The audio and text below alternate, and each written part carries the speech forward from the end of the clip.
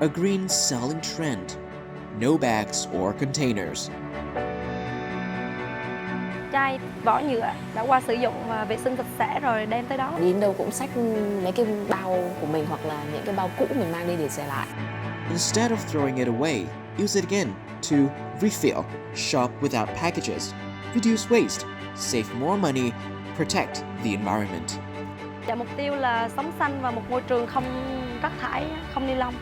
Nâng lên được cái nhận thức của nhiều người về sử dụng các sản phẩm mà thân thiện với môi trường nhiều hơn. So local people, local communities are also interested in products that are more friendly for the environment. Refillables.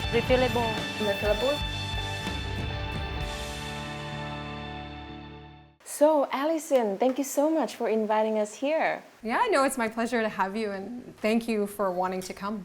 So, if I'm a consumer, then what's the benefits for me to use products like organic products and refillable products like you have here in your shop?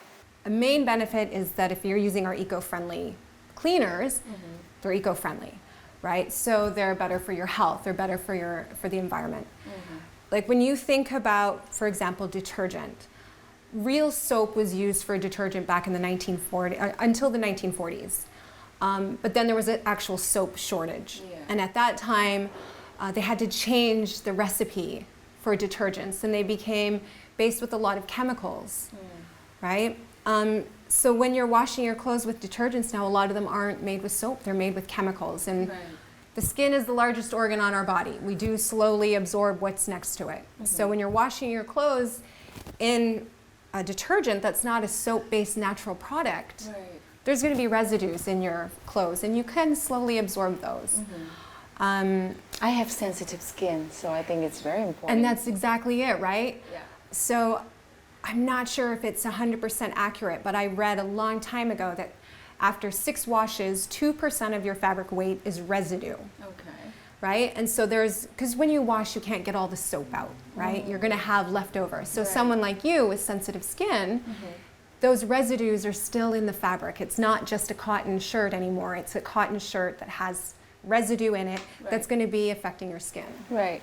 And of course, when you think about those things going into the environment, that's the aspect that I really am a strong proponent of eco-friendly products and affordable ones.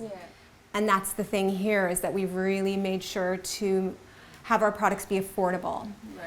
And when you factor in that you can buy the amount that you want, right? You can come in, and if you want to buy 100 ml, you want to buy 5 liters, you want to buy 555 milliliters, you can. So we can accommodate the budget that you have. So as you can see, Refillables Hội An has done everything it can to support its consumers. And over the past 3.5 years, it has helped over 25,000 containers refilled, not landfilled. And it is considered one of the successful model to help promote the green lifestyle here in Hội An and in Vietnam. So my question to you, where did you get the concept of opening a refillable shop in Hội An? Where did you get it from? I would love to say that it was an original idea, right? But it has been around for a while. So I had a friend visiting, and she works in the film industry doing makeup and effects, and she loves to see what kind of products there are wherever she goes. So I took her to a store, and it was a salon supply store, and they had a big 1-liter bottle of soap, hand soap, and she had said to me, "You should get that. You have a child. You probably use a lot of hand soap." And I said, "Nah, I don't really feel like buying it right now." Fast forward a month later, she's gone, I'm out of soap. So I went back to the store and I spoke to the owner, and she said, "No, I'm sorry, we're sold out." And I said, I just really wanted a big soap. And she said, "Okay, well, I could fill a bottle for you." And the moment she said that, I was like, wow, I've been living here all these years, and I could have been refilling my hand soap here. Even if it wasn't eco-friendly, at least it was a container that I could have been saving.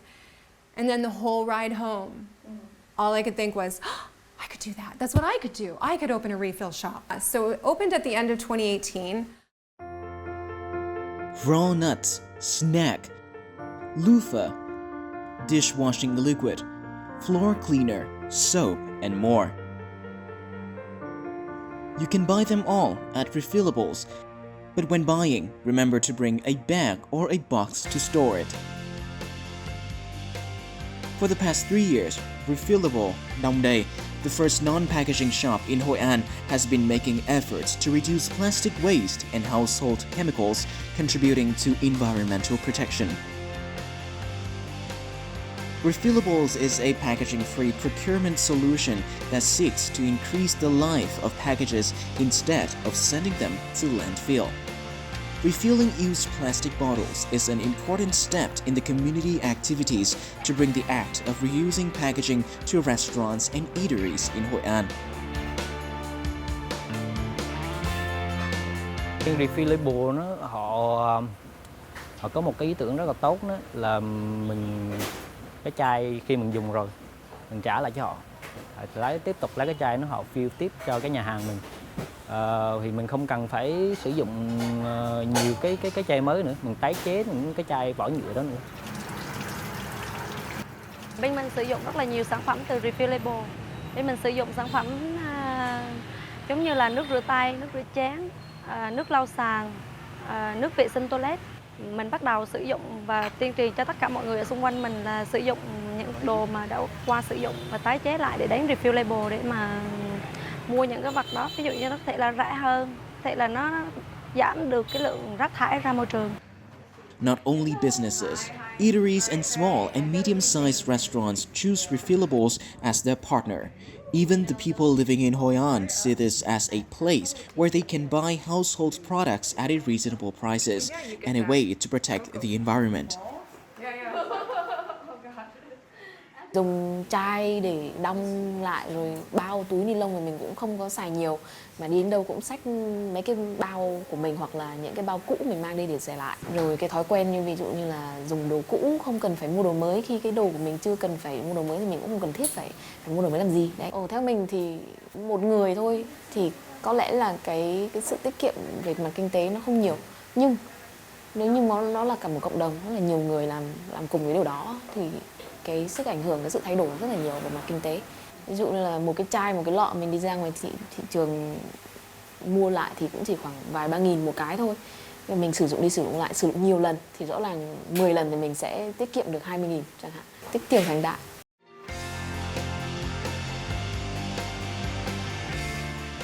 By now, Refillables Hội An is well known and is going to open a second branch here. More importantly, Refillables has spread the meaningful message of living green right from simple recycling.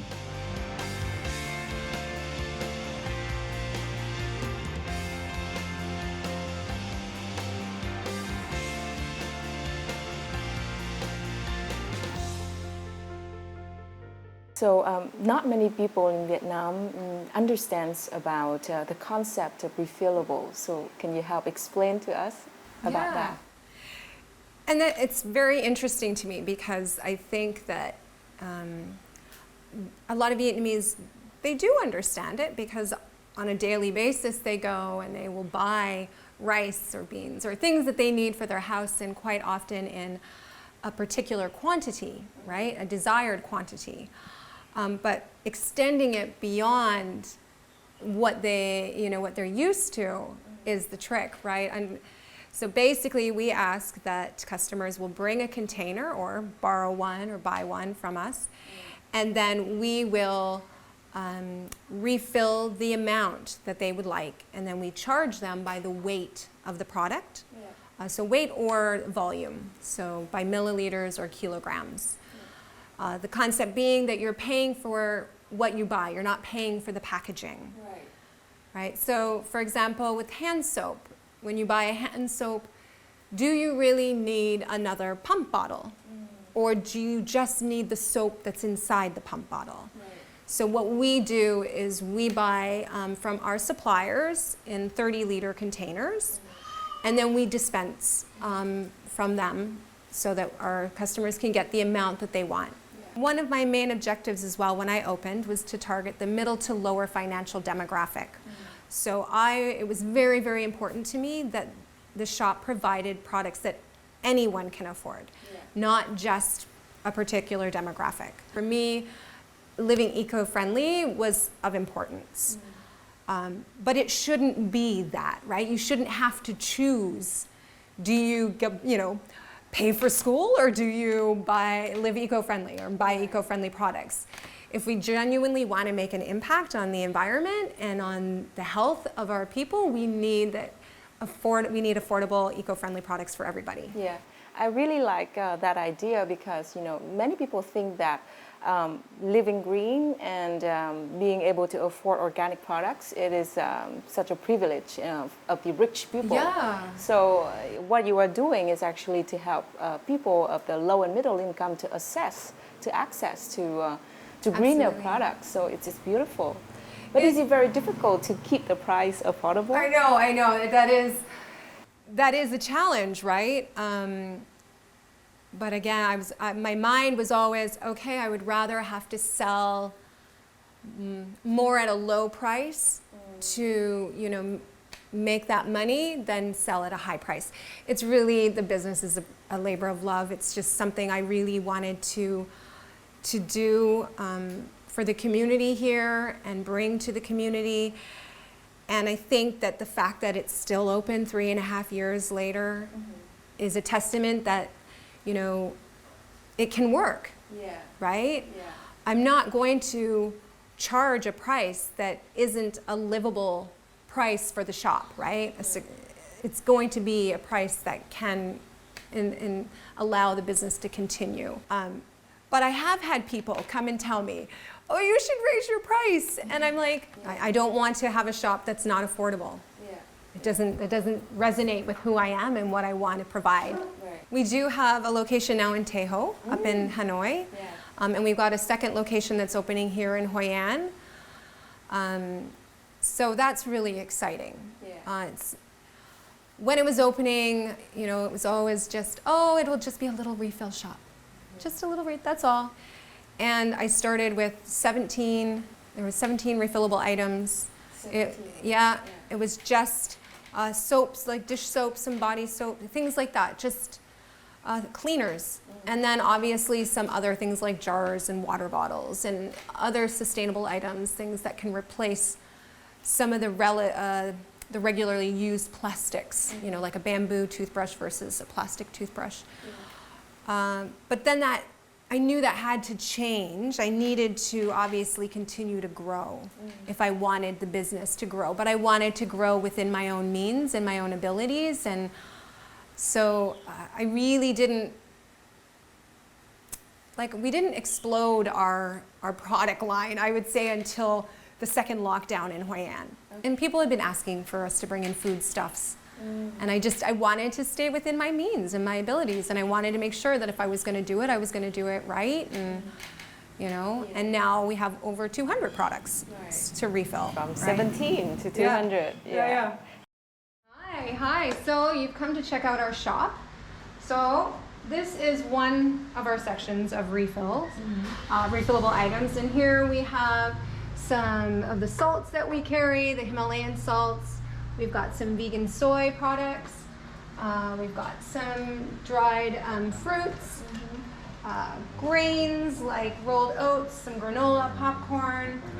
I feel like this section here is really geared towards a lot of our vegetarian and vegan customers. We move along over here.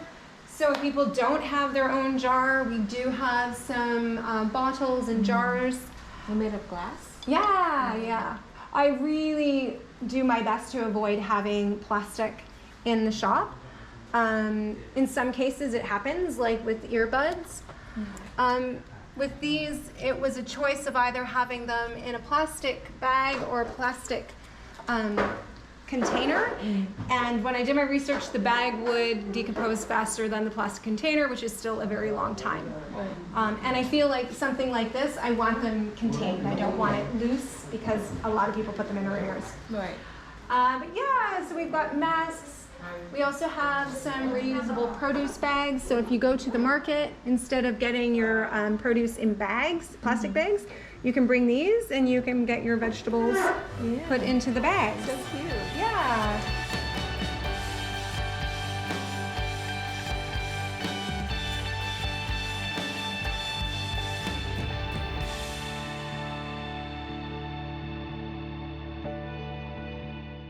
Yeah, you mentioned about COVID-19, and I want to ask you, COVID-19 hit, small and medium-sized business very hard. Yeah. So how did you survive through COVID and even, thriving now? We had a couple closures where we did delivery. And it was hard. It was really hard to do delivery when you are a refill business that asks customers to provide the containers. Yeah. So it was, we would have containers, I would fill an order, then I would ask customers to give me their containers, and we would do like a swap. Right. And then I would bring the containers back, and then I would clean them all. Interesting. And then it was a lot of hard work. Yeah. With all these places closing and people going out of jobs. When you can buy what you can afford, it really makes life a lot easier. Right. If you think about a 5-liter container of detergent, do you need 5 liters of detergent right now? Or do you only need 500 ml or 1 liter? Yeah. 500 mil. Exactly. So if you buy 500 ml right now, you still have the rest of that money that you would have spent on the 5 Right. kilos or liters. You still have that money now, you can use that, right? So I feel like if you just continue to buy what you need in that moment, it can help you stretch the money in ways that, you don't have to live without, Yeah. right? Yeah. You can live within your means, you can live with the things that you need, right? Yeah. So I think it really, I think it's a really cool and smart concept and way of spending money. Yeah, and I feel like it heralds back to a time that, an aspect of the business that I love because I enjoy talking, obviously, is connecting, right? Connecting with customers in a personal way. And during COVID, that was something for people that came here, they could have a connection, right? Like in a time that maybe you were allowed to go out and buy your essentials, but you weren't allowed to go and be social. Yeah. You could come here and you could get your essentials, but we would have a conversation, Right. right? And maybe you don't feel so alone, you don't feel, Yeah. so it's a part of it that I really enjoy. It's the face-to-face communication. Yeah, and I think we all need that, right? Everyone's on their computers, or not even computers anymore, iPads and phones, right? How much genuine connection are we really having? And I think you also develop your attachment to the product that you use. Yeah. Because you refill it. So it's a much more commitment to the product. Absolutely. And commitment to the containers. I do have some customers who are very particular about their containers, and it's very sweet that, Tell me about that. One of my customers, she's an avid cleaner. She loves to clean, and I don't know what happened to one of her containers, but it completely, I think she had a clog in her drain, and she was trying to fix it herself, and she ended up getting something from the hardware store that was maybe a bit stronger than she realized. And so she had asked for instructions, and they had told her, oh, just pour it through the drain and, it'll clear the clog. Well, I guess it wasn't so great for the plastic coil, and it burned through the plastic coil. And her container was underneath it, and it completely kind of distorted the container. And after she cleaned up this mess, she still used that container, and she would come in, and this container would just be like all bubbly and kind of misshapen. And I would be like, I think you could get a new container now. Like, I think you could lay that one to rest. And she'd be like, nope, it's still working. I'm gonna, until it's broken, until it, can't, like has a crack in it, I'm still gonna use it. And I was like, that's amazing, that kind of commitment. Right. Because every time you use the same container, that's one less container that's going into the landfill. Right. I really like the point that you wrote in your blog that refillables doesn't mean that you go extreme. So if you have a plastic container, that's fine. Just keep using it until it's broken, right? Yeah. Tell me more about that. That's the thing. I think a lot of people, when they hear about the eco-friendly lifestyle, they get very overwhelmed at the prospect of it, right? Oh my gosh, I have to change all these products, and I have to do this, and I can't use that. No, it's not about that, right? It's about, making little steps. Do you still have detergent? Then use up your detergent, you know, and then maybe start with an eco-friendly detergent. You don't have to change everything all at once, right? Just taking little mindful steps in that direction of a more eco-friendly life. You know, when the shop started and people would say, oh, zero waste, it's not that I'm against zero waste, but I also feel like here, I don't think it's a realistic thing to try to happen, because the simple reality is, you know, the elements here are different. Right. You know, Yeah. there is a reason why like sugars and things like and sweets and candies are so heavily packaged, because ants will get in there. Right? So I think it can be very difficult because it's just a simple reality. The humidity of the country can affect things, and it's a very difficult thing to navigate. So trying to make it 100% zero waste, it's very hard. Right. But we can do what we can, Yeah. right? And I'm really horrible at regurgitating quotes and things, but I remember reading somewhere, it was something like, we don't need everybody living eco-friendly perfectly. We need everybody trying imperfectly, right? Just doing what little things you can, because it can make a difference. Yeah. Alison, you talked about how you maintain a close relationship with your customers. They are your customers, but they are also your friends. Yeah. So tell us about one of the customer that you have remained a close friendship with.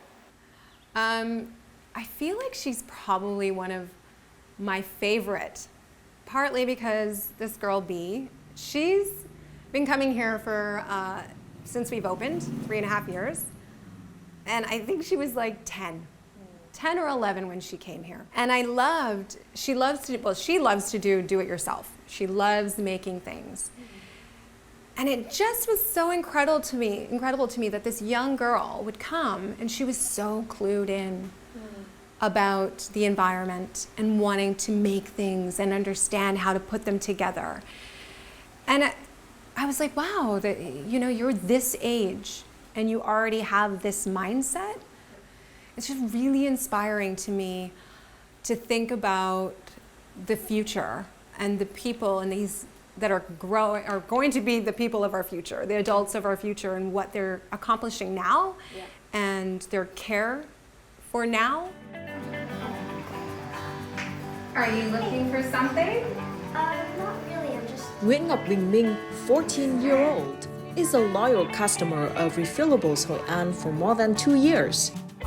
Every time she goes to the shop, Ming always carries a notebook, writing down things she needs in detail to avoid buying the wrong items, being redundant or lacking.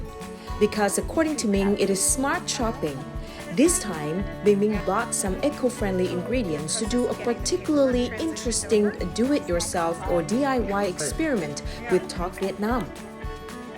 You got all of these ingredients from Refillables Hội An, right? What are you gonna make? I'm making bath bombs. What is bath bomb? Bath bombs is very sciencey. It's like a base and an acid and then mixed together.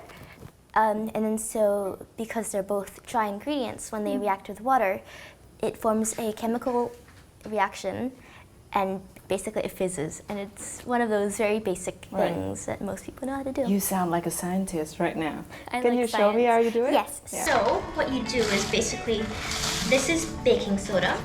I'm coloring it with some pink clay, also from Refillables. So it's gonna have the pink color. Ming also explains how making simple items like this bath bomb furthers her love for science experiments without using harmful chemicals, but instead baking soda, clay, and sugar. At the same time, it also reduces transportation costs and reduces emissions for the environment. Ming also often makes many household items, such as sponges and soaps, by herself. Is it very easy to buy stuff in Hội An and to buy ingredients for do-it-yourself? Thanks to Refillables, yes. Before Refillables opened, it was very hard to find things. And by doing this, actually, it's very eco-friendly product. It's a green life, green lifestyle, right? It has a much less carbon footprint. Right, right. But why did you do this like at a very young age, and you are aware of this trend, right? I think that it's mainly because of the way that I was raised by my parents in the school that I went to as a child. They were very much about eco-friendly things and reducing carbon footprints. And so is it very difficult to practice, do it yourself and practice the green life living? I don't think it is at all. It's hard to make big steps, but it's always very easy to make baby steps. I think it means slowly replacing steps and routines and hobbies in your life. And I hope that you will keep working on this and inspire more people like me to join you. Okay. Thank you. Thank you for coming. So what do you think about the potential of refillable shop in Vietnam and the tendency of people switching more to that refillable? So, I think from early on, there was never any question in my mind that it would be a successful model. And again, I think that lends to the style of shopping that Vietnamese have done, right? In buying what they need. Yeah. It's just a matter of extending that and understanding that, okay, I don't need to buy in like just one container. I can buy the amount that I need. Yeah. So I honestly think that I can't see how it wouldn't expand like even further than it has. It's been 3.5 years, and I think there's refill shops popping up all over Vietnam, right? Yeah. So you say that there are many other shops. The tricky thing for me is I don't speak Vietnamese, so I'm not on the pages where that information would be. I would read about it, but I know that, like the example of Hanoi, I know that there are places where you can do refills, right? And I think that more are developing. There's lots of places. I know there's a place in Dalat that you can buy, because some people will have come here and say, oh yeah, there's a shop in Dalat. Yeah. I've been contacted by people that have expressed interest in wanting to open up a refill shop and just asking for tips on how to do it. I do think it's going to grow even more. I don't see how it can't. Right. And you are willing to share all of the tips that you... Absolutely. You know, obviously I wouldn't be handing over my supplier list to everyone, but for people that have questions and want to try to understand how to make it happen, absolutely. Yeah. What is your advice for them, if they, like the first 3 tips for people who want to open a refill shop? Well, first of all, it'll depend on the community they're in, but I would say find out what is your community lacking? What are they missing? And even going so far as just asking people, what do you want? What is it you're looking for, right? Diversity is what drives creativity in the world forward, is that. And I think that just giving yourself the time and space to give it a try. And I think that's something that the Vietnamese already do. This is a country of entrepreneurialism, and it's beautiful. Like, I'm so inspired by the way people here get an idea. I'm always looking, right? I'm always on the lookout for what is a new product that is being made and that might be of some interest to the customers. So I hope you would expand your list. Yeah, absolutely. Yeah. Absolutely. I really think that there's a tremendous amount of creativity in this country, and I'm excited to see what's going to come to the forefront.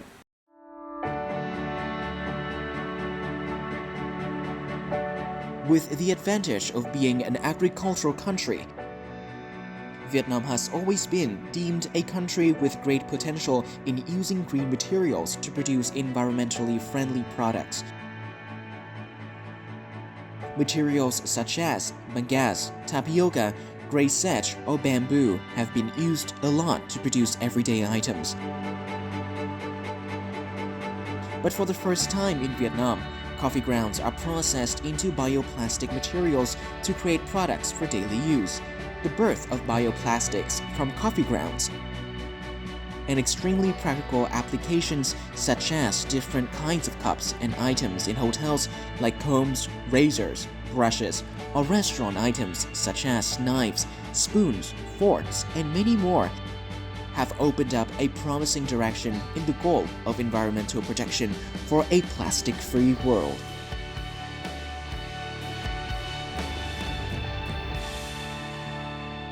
Alison, as we are talking now, life is getting back to normal in Hội An, and we can see the tourists coming back here. To see life coming back to town, we made a trip out just a couple months ago to Scotland to see my husband's family, and it was right at the start of when people were starting to come back.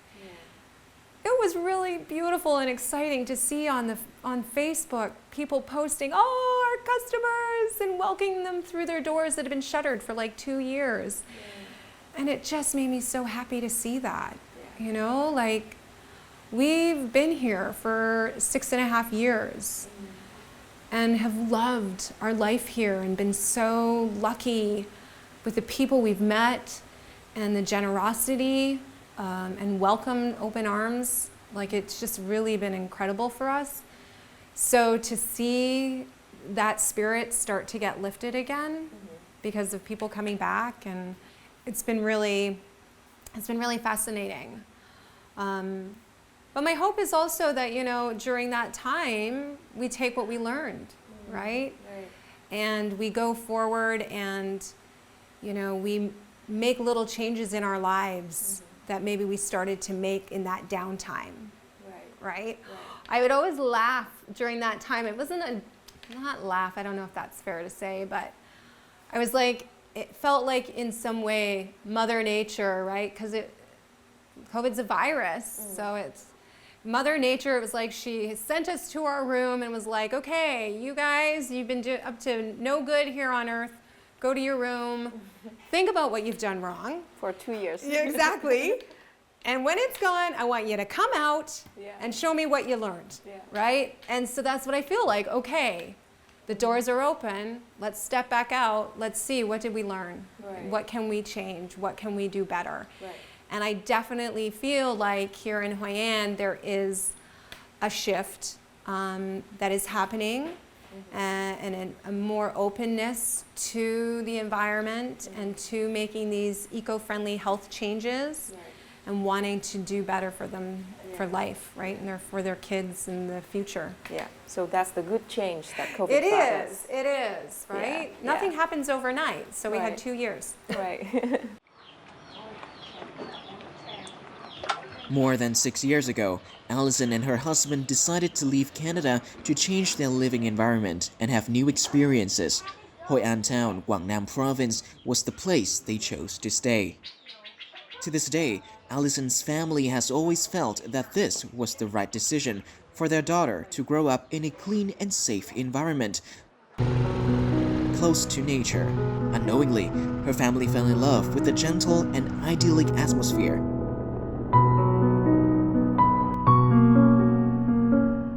They loved the roads that took their daughters to school and themselves to work. They loved Hội An flavored bánh mì.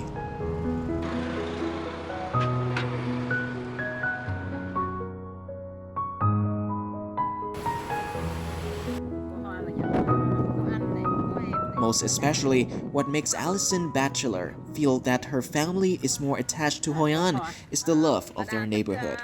Alison's family moved to Hội An to rent a house 6 years ago. At the time, her daughter, Amanda, was just over 10 months old. Mrs. Nam is a neighbor of Alison's family. She often came to her house to help take care of baby Amanda when Alison and her husband are busy at work.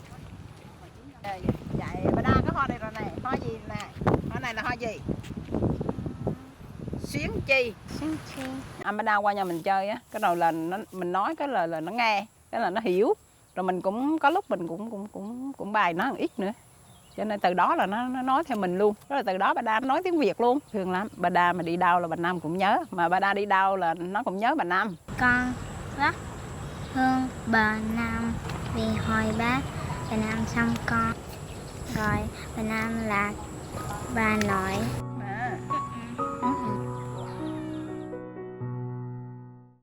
Now let's talk about your daughter.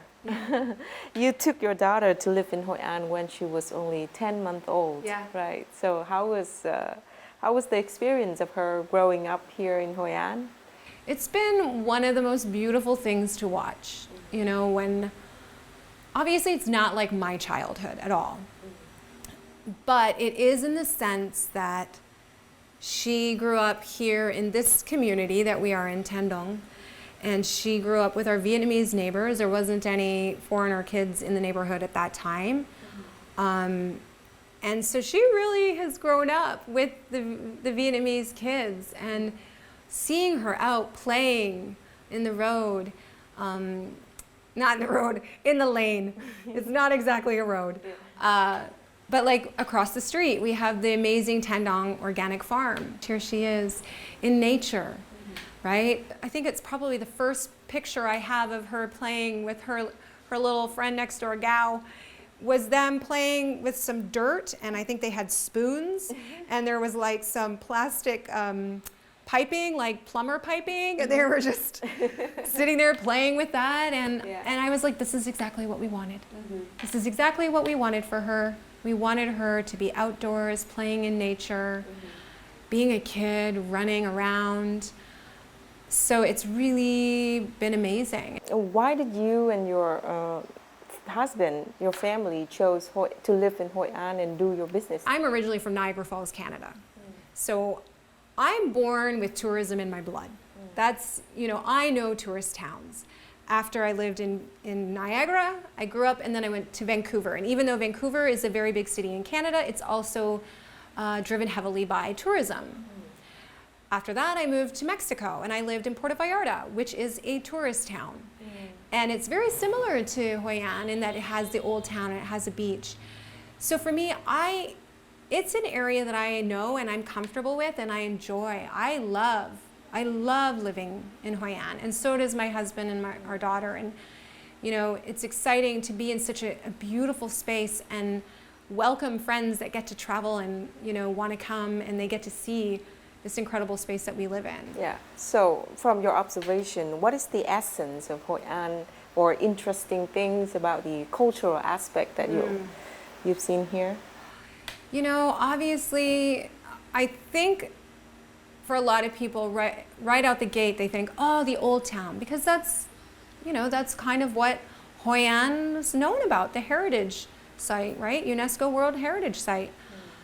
But what people miss is the area in the middle where we are, right? Because you've got you've got Old Town at one end, the beach at the other, and they're both beautiful, but there's actually such gorgeous life happening in the middle, in, you know, the Tendong farm, the rice fields, right? Slowing down, getting on the bicycle and riding out and seeing the daily life of people here. I love that. I love that now in this middle area of like Kam Chau, Kam Tan, and me, like you go and you're finding these great little yoga studios or great little cafes that are super picturesque, looking out over the rice fields. And these were areas that normally were overlooked because people would come to the old town or to the beach. Yeah, to the tourist attraction. Yeah, but there's so much more here than that. Yeah. And I love that. I think a lot more people are starting to see that. Right. Yeah, the tranquility and the peace. Yeah, here of the local people. Absolutely. And so at home, do you also practice like zero plastic approach, and is it very difficult? We try. We do try, and it's not easy because, you know, we still sometimes have to buy things that come in a package, right? I would love to say that I am absolutely zero waste, but for having a child, I don't always have time to make a zero waste snack. We try to give her as much fruit as possible, but sometimes you need to have a go-to in the cupboard. So we do our best to minimize, and we don't eat a lot of packaged foods. We make everything ourselves. But when you buy toilet paper, it comes in a bag, right? So there's those little things you just sometimes can't avoid. but we do our best as well to minimize what packaging we do bring into the house. So what's the future plan of Refillables Hội An? Yeah, well, we've got the shop in Hanoi, so that's great. It's only been a couple months, so watching how that will develop and grow. We've got the second location that's going to be opening here, which is super exciting. We'll be developing the front area with the Green Youth Collective to create an urban farm there. So they'll be doing lots of classes on composting and on gardening, right? So that we can really help to bolster the education locally and give people the tools to create their own products. We'll be doing the delivery system and probably more refillable shops. Yeah. So we are coming to the end of our program, and do you have a message to send to our audience? Okay, well, my message would be, don't be intimidated by having to become zero waste. It's not about being zero waste. It's about doing little steps in your life that can have a broader impact. It's being an inspiration for others and seeing that these little things can make a difference. Well, thank you so much, Alison, for your beautiful message, and thank you for spending your time with Talk Vietnam. Thank you for joining me. And I want to wrap up this episode of Talk Vietnam by a proverb of Native American. We do not inherit the earth from our ancestors. We borrow it from our children. So I hope that you enjoy this episode of Talk Vietnam between me and Alison, and see you again next time. Goodbye for now.